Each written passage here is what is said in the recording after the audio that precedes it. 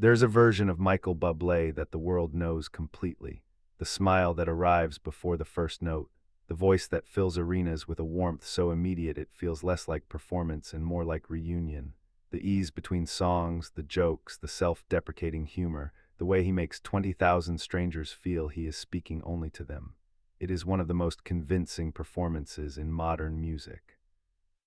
And that is precisely what makes it extraordinary because for years, almost nobody understood how much of it was performance. Not the voice was always real. What was performance, careful, deliberate, exhausting performance was the ease itself, the effortlessness, the impression that stepping in front of 20,000 people was as uncomplicated as stepping out of bed. In 2011, at the height of his success, Michael Bublé was doing something before every single show that nobody on his team had been told about and nobody in the crew had been invited to witness. He would disappear into a bathroom, close the door, and sit alone in silence for 10 minutes. The people outside, the tour manager, the musicians who had worked with him for years had noticed the pattern. None of them had asked about it. Until a 23-year-old stage assistant named Danny Kowalski opened the wrong door at the wrong moment and found the most famous entertainer of his generation sitting on the floor of a backstage bathroom, completely still, eyes closed, doing nothing at all. What happened in the next hour would stay with Danny Kowalski for the rest of his life. And what Michael Bublé said to him, quietly in the harsh light of a backstage corridor, would illuminate something about fame, performance, and the cost of making the world feel good that most audiences never get to understand. To understand what Danny walked in on, it helps to understand what Michael Bublé had built by 2011. The debut album in 2003 had sold 2 million copies. The albums that followed exceeded it, its time, Call Me Irresponsible, Crazy Love, each one platinum in multiple countries, each one confirming that the voice from Burnaby was not a fluke but a sustained phenomenon. By 2011, Michael Bublé was not merely successful. He was beloved, which is a different and more complicated thing. Success means people buy your music. Being beloved means they feel they know you. His audiences did not simply attend concerts. They brought their mothers, their first dates, their grandparents, and their children, because a Michael Bublé concert felt safe to bring. People too reliably warm, reliably joyful, reliably the best 2 hours of a difficult week. Every element of the show was engineered around the audience's experience. The pacing, the humor, the emotional transitions, the way he spoke to the front rows as though they were the only people in the room. None of it was accidental. It was years of deliberate refinement. The people who worked with him described him consistently in the same terms: professional, prepared, generous with the crew. The consummate entertainer, someone who had made the joy of other people the central organizing principle of his professional life, and pursued it with the seriousness of a surgeon. But there was something none of those descriptions captured, something that existed in the 10 minutes before the show that nobody outside that locked bathroom had been permitted to see. Danny Kowalski was 23 years old and 6 weeks into his first real job in the music industry when he opened the wrong door. He had grown up in Cincinnati, Ohio, the son of a high school music teacher who had raised him on classic recordings and the conviction that live music was one of the few remaining forms of genuine human communion. He had studied production management, interned for 2 summers at a regional touring company, and been hired onto Michael Bublé's touring crew through a connection his professor had made with the tour's production manager. On the night in question, he had been sent to retrieve cable connectors from a storage room near the backstage bathroom corridor, 40 minutes before showtime. The corridor was busy with the organized urgency of a production running its final checks. Danny had the connectors in hand when he realized he had taken a wrong turn. He opened the door without knocking because it looked like a storage room and storage rooms did not require knocking.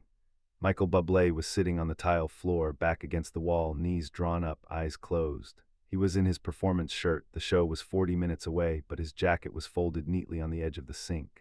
His hands rested open on his knees, palms upward, in the posture of someone who had chosen stillness deliberately. He was not on his phone. He was not reviewing the set list. He was simply sitting in silence, alone, doing nothing at all. He opened his eyes when the door opened. He looked at Danny without surprise and without irritation, with an expression that contained too many things simultaneously to be easily read. Danny's first instinct was to apologize and close the Door, he was already forming the words when something stopped him, not the look on Michael's face exactly, but the quality of the silence in that room. It was different from the corridor outside. It was the silence of someone who had been alone with something for a long time and reached a temporary peace with it. Opening the door onto that silence felt, to Danny, like a responsibility rather than an accident. Michael did not ask him to leave. He looked at Danny for a moment, then looked at the wall across from him and said, "Does it look different from out there than it does from in here?" Danny stepped inside because stepping inside felt more honest than standing in the doorway. He said, "I'm not sure what you mean." Michael said, "Out there I look like someone who can't wait to get on that stage. In here I'm trying to remember why I wanted this. In the first place," he said it without self-pity, without complaint, with the tone of someone reporting a fact about the weather. It was simply what was true, and he was saying it to the only person who had stumbled into the room where true things were being held. Danny sat down on the floor without deciding to. His body made the decision before his mind caught up. He set the cable connectors down beside him. 40 minutes to showtime. 20,000 people filling an arena outside. And Michael Bublé was explaining something to a 23-year-old stage assistant who had taken a wrong turn. What he said over the next 20 minutes was not a confession and not a breakdown. It was something quieter, the careful, honest account of what it actually costs to be the person everyone in that arena believed they were coming to see. He had started the ritual on the Crazy Love Tour in 2009, 10 minutes before every show, alone. At first it had been practical, a way to slow his heart rate, to settle the adrenaline into something manageable. He had always had stage anxiety, which surprised people when they heard it, because the man on stage appeared to have been born comfortable in front of crowds. The anxiety was not the kind that froze you. It was more like a pressure, a constant awareness of the gap between the person he was off stage and the person 20,000 people were expecting to walk out from those wings. He was not the person they were expecting. Or rather, he was, but only partially, the way anyone is partially the version of themselves that other people have constructed from a distance. The Michael Bublé that audiences brought into arenas was a composite of album covers and television appearances and the stories their friends had told them. Warm, effortless, at home in the light, his voice always ready, the smile always genuine. The actual Michael, sitting on the bathroom floor with his jacket folded on the sink, had bad days regularly. He worried about whether the voice would hold through a 2-hour set. He felt in the hours before each performance the particular loneliness of someone surrounded by people whose entire professional function was to support him, yet unable to tell any of them what he was actually feeling, because what he was actually feeling did not fit the role he had accepted. He said to Danny, "Everyone wants to see Michael Bublé, and I want to give them that. I chose this. But there are nights when I walk out there and I'm not sure who I am when I'm not being that for them. When the show ends and the lights go down and the crowd goes home, who's left?" He paused. The bathroom was very quiet. He said, "I haven't figured that out yet." Danny did not respond immediately. But his father, the music teacher, had once said something that had stayed with him. The danger of giving people joy is that you can forget to save any for yourself. He told Michael this, quietly, without ceremony, the way you share something when formality would be absurd. Michael was silent for a moment. Then he said, "Your father sounds like someone who learned that the hard way." Danny said, "I think most people do." At some point someone knocked on the door. The tour manager's voice, 20 minutes, Michael. Michael said, "I'll be out." The voice went away. Danny realized he had been on the bathroom floor for nearly 20 minutes and the cable connectors were 15 minutes overdue. Before Danny stood fully, Michael said one more thing. He said, "Do you know what the hardest part is? Not the performance that I can do. The hardest part is that when it's good, when the room is really alive and 20,000 people are feeling something together, I feel it too. The joy is real, and then it ends and I go back to the hotel and I try to hold on to that feeling and it's already gone." He looked at the door. He said, "I think I spend more time trying to get back to that feeling than I spend actually having it." Danny picked up the cable connectors. He looked at Michael, still sitting, jacket still folded on the sink, 18 minutes to showtime, and said, "The only honest thing available. I think that's what my father meant, about saving some for yourself." Michael looked at him for a moment. Then he smiled, a smaller smile than the one Danny had watched from the wings, not produced for a room but arriving because something true had been said, and the body responds to truth before the mind decides how to process it. He said, "Tell your father he's right." Danny delivered the cable connectors.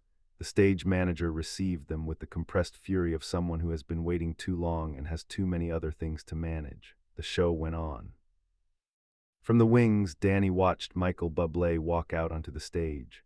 He watched the transformation happen in real time, the posture shifting as the lights hit it, the smile arriving precisely on cue, the arms opening to the crowd with the practiced ease of someone for whom this had always been effortless. 20,000 people rose. The noise was enormous. Michael stepped into it as though he had been born to stand in exactly that spot. He was extraordinary. 2 hours without a visible crack, without a moment where the warmth failed to deliver exactly what 20,000 people had come to receive.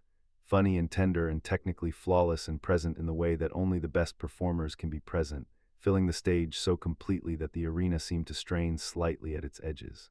Danny watched from the wings and thought about the bathroom floor. He thought about the gap between those two images, the man sitting in silence with his palms open on his knees, and the man making 20,000 people feel the world was fundamentally a joyful place. He thought about what it cost to close that gap every single night, and he thought about his father's words, which had traveled through him into a backstage bathroom to a man who had needed to hear them at exactly that moment. The show ended. The crowd went home carrying the warmth that a Michael Bublé concert left in people, a warmth that was real, that they would carry for days. They were right to carry it. They just did not know the full dimensions of what it had cost to give it to them. Danny Kowalski stayed on the tour for the remainder of that leg. He and Michael did not discuss the bathroom again directly, but something had shifted in the way they existed in the same space. Michael would occasionally catch Danny's eye from the stage during the quiet moments between songs, with a look that acknowledged the conversation without repeating it. Danny would nod slightly. The show would continue. When the tour ended, Danny moved on to other productions. He built a career in live music that took him to arenas and festivals across the world. He carried what he had learned in that corridor into every production he worked on, a specific attentiveness to the human beings behind the performances, to the cost of making other people feel good across the sustained span of a professional life. He never told anyone the specifics of what had been said in that bathroom.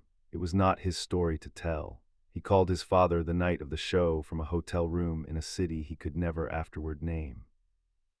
He said, "I met someone tonight who understood what you meant." His father was quiet, then said, "Those are the meetings that change you." Danny said, "I know, I can already feel it." Years later, a journalist writing a serious profile of Michael Bublé asked him what the greatest misconception about his work was. Michael said that it comes easily. Not the voice is work, but honest work, the kind you can measure. What comes less easily is the sustained decision to show up and give people something real when you are not entirely sure, on any given night, what you have left to give.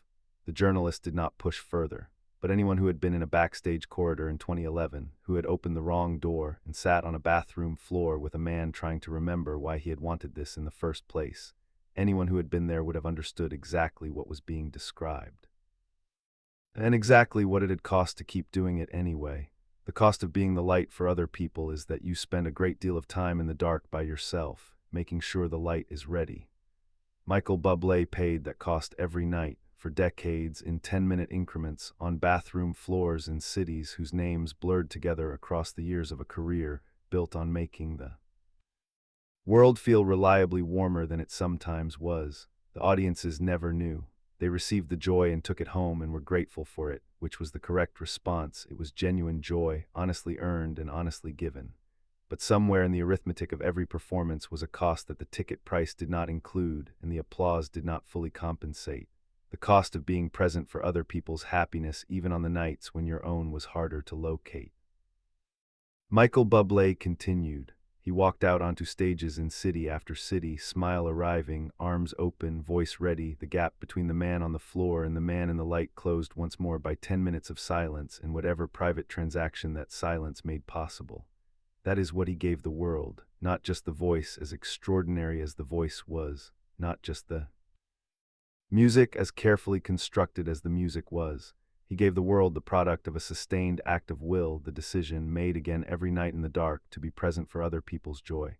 That decision, repeated across decades, is what audiences felt without being able to name it. They called it warmth, they called it ease. What it actually was a choice, made before every single show, in 10 minutes of silence, on a bathroom floor, alone.